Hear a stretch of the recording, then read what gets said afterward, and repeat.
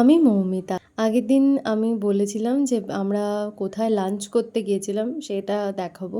এখানে আমরা লাঞ্চ করতে এসেছিলাম। খাবারগুলো দারুণ ছিল আর জায়গাটাও খুবই সুন্দর ছিল। একটা জিনিস ভালো লেগেছে, এখানেও সবদিকে ফুল আর এত সুন্দর লাগছিল। তারপরে ভেতরেও সুন্দর ডিজাইন করা ছিল।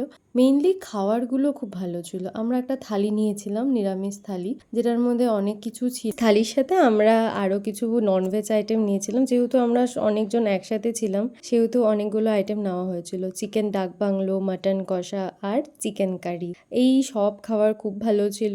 তারপরে আমরা এখান থেকে বেরিয়ে গেলাম, তখন প্রায় সন্ধে হতে চললো। সানসেট দেখতে দেখতে আমরা পৌঁছে গেলাম শুরুর জমিদার বাড়িতে। এবার এখানে পুরো অন্ধকার হয়ে গেছিলো, তোমরা দেখে হয়তো বুঝতে পারছো। এতটাই লেট হয়ে গেছিলো যে শুধু আমরাই ছিলাম ভেতরে, আর কেউ ছিল না। তারপর আমরা এখানে ভালো মতো ঘুরে দেখছিলাম। এখানে নাকি শুটিং হয়, বাইরে যেই কাকুটা ছিল আমাদেরকে বলেছিল যে ভেতরে শুটিং হয়, অনেক সিরিয়ালে এখানে শুটিং হয়েছে। আর এখানে দুর্গাপূজাও হয় বড় করে। আগে এখানে লোকজন থাকতো, কিন্তু এখন এটা পুরোপুরি মানে শুটিংয়ের জন্যই দিয়ে দেওয়া হয়েছে।